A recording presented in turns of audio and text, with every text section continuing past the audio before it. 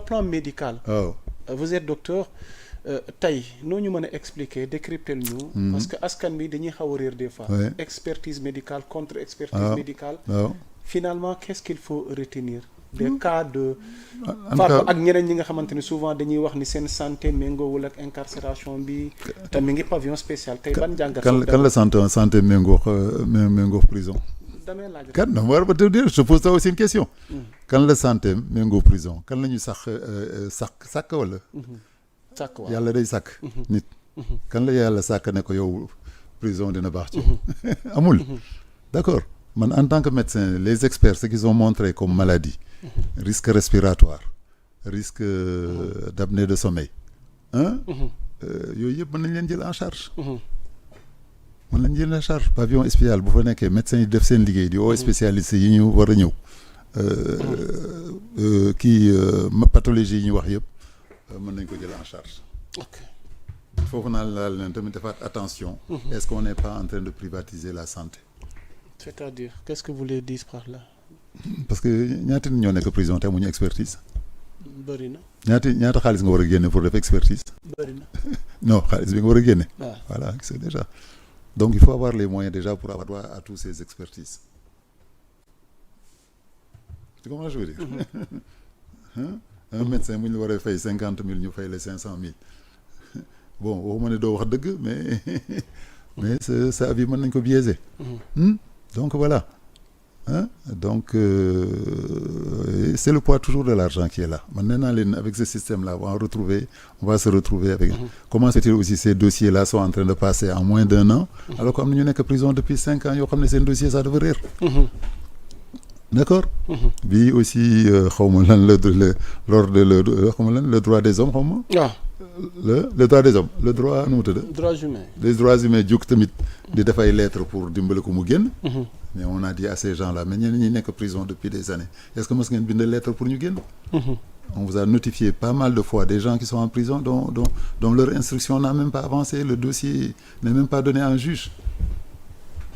Donc ñooñu tamit lu tax du ngeen jóg ngeen défendre leen comme des humains lu tax ngeen di jóg kii di ko défendre est-ce que dafa bari xaalis est-ce que dafa leen mas a jox xaalis wala da ngeen yaakaar dara ci moom voilà ñeneen ñi fa nekk depuis des années te seen dossier amul instruction amuñu juge amuñu avocat kooku tamit ça réveille un peu l'injustice dans la justice yaa ngi dégg li ma wax injustice dans la justice parce que le niveau d'égalité de tout être humain au niveau de la justice n'est pas le même comprends li ma la wax voilà mais marche boobu ñu def boo ko comparé avec la première marche qui avait été mieux organisée par des gens qui étaient eux-mêmes en danger.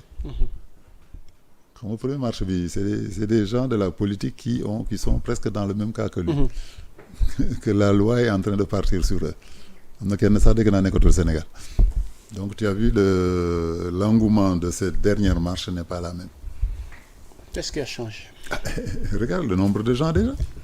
Le nombre de gens déjà, et c'est pas des gens qui disaient qu'on ne fait pas de la justice, mais on a besoin de lui parce que c'est lui qui nous donnait à manger.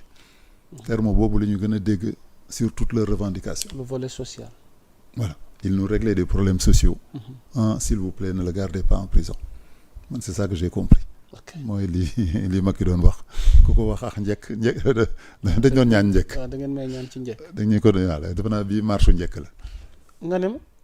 marche njëkk la kii kay mooy Diomaye dimbale ñu ñaan lañ la ci njëkk. waaw nga libéral ñu sunu nit bi ñu doon jox añ bi ñu doon jox reer bi ñu doon ay xar. wax na la ànd naa moom juma ñu julli ji benn ajuma. yaa ak Farba Ngom. ndax Farba Ngom. ànd nga ak moom ngeen julli ji. ñu julli ji aljuma. kii fenn frère am Ismaïla. moom ma invité woon si mariage am. Ismaïla Ngom. Ismaïla Ngom frère Farba invité la ci mariage am. mu tombé aljuma. mu nangu ma ci boy bi defal ma tuuru dëkk bi. julli jot.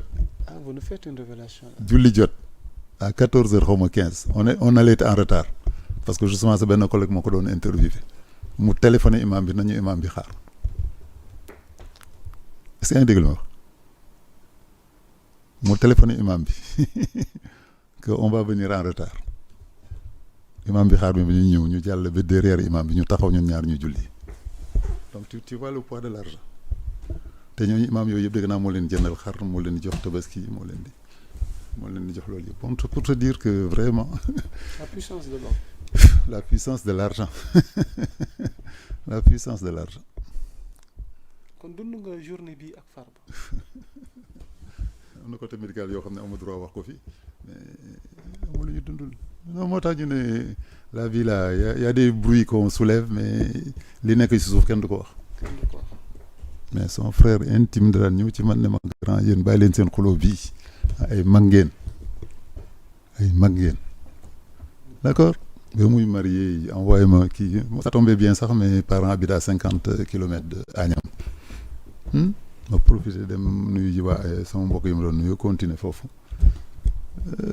mais ginnaaw ay jàmm aujourd'hui pour terminer cette émission te quelles sont vos relations? des relations avec des malgré li fi xew yëpp. non boo ko gisoon tey dama koy nuyu bu ma romboon tey damay taxaw nuyu ko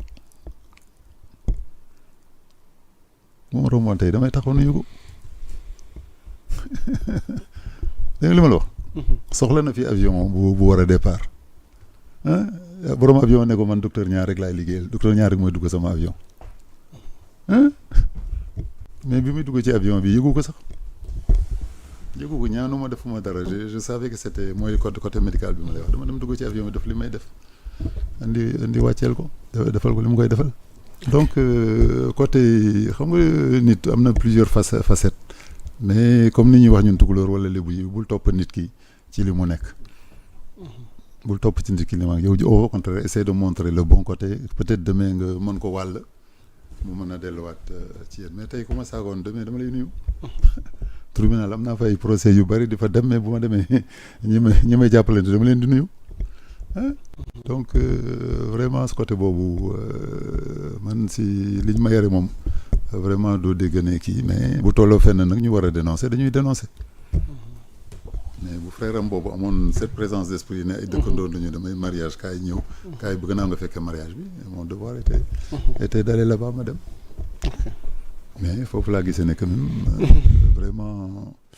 xaalis bu la mayee ba nga mën a commander ay imam donc gis nga loolu laa leen di wax tamit xaalis bi ñëw fii Sénégal dans un gouvernement qui est puissant fort yow nga nekk un petit élément d'une banque ñu ne la tegal ñu fii xaalis signal fii donc ça m'étonne pas que tey ñuy wàlle ay milliards yoo xam ne sont cachés ou sont pas cachés mais milliards yoo xam ne c'est pas même pas qu'ils sont cachés c'est grave mais comment se fait-il que c'est pas passé à l'Assemblée moo tax loolu ku ko mën a défendre tey bon yàlla daf lay nekk rek nga nekk avocat wala nga am parti pris mais buñ ne la xaalis bu mel noonu buy dugg Sénégal dafa war a jaar Assemblée ñu voté ko xaalis boobu dugg Sénégal te voté wuñ ko loolu rek doy na loolu rek je sais pas nuñ koy wax jaratul ci yow quoi jaratul ci yow xaalis bu war a dugg Assemblée jaarul Assemblée qu'il soit caché qu'il soit pas caché que qu'il y ait un rapport qu'il y a pas de rapport caché loolu yëpp c'est les à côté pour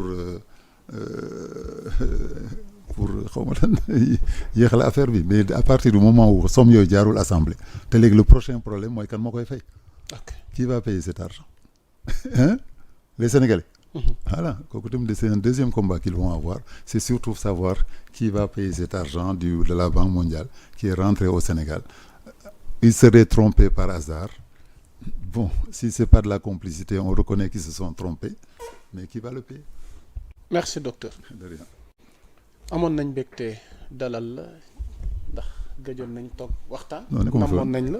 nekkuma fi ne moom fi nekkee rek. waaw xam naa fi rek jamono ñu seen tuwaat la waxaat ci tolluwaay réew mi tàggoo bu dul tàggatoo. tàggoo rek moom bon gouvernement bi nag vraiment yërëm naa leen parce que comme ni ma leen ko wax dès le départ ils sont très mal entourés les coulonnats sont là ils sont en train de reprendre du poil de la bête. parce que li nga gis ñu def ci médias yi yëpp jéem a arrêté une dame parce qu'elle a parlé des couleurs jéem a jël tous les activistes de comment ça s'appelle de Pastef di leen yóbbu ci yoon man mënuma la limal tey fii lii tegu ci ma kaw à part affaire boobu donc. docteur ñu yem foofu. mu ngi noonu donc ñëpp ñu doon faral. ñi ne defoon le combat yëpp je pense que entre guillemets on est en danger. jërëjëf Ismaïla di la jaajëfal ci sa taxawaay au niveau de la coordination Malick fàttewuñu la ñu ngi lay jox sa wàccuwaay ak mboolem ñi nga xamante ni ñoom ñooy yombal liggéey bi seet na Alioune gis nañ sa taxawaay ci jàppandil gi ak waa kër gi yëpp ku lim jum. L'actualité est en continu sur Sénégal 7 d'ici là portez-vous bien mbokk yi jaa ngeen jëf asalaam.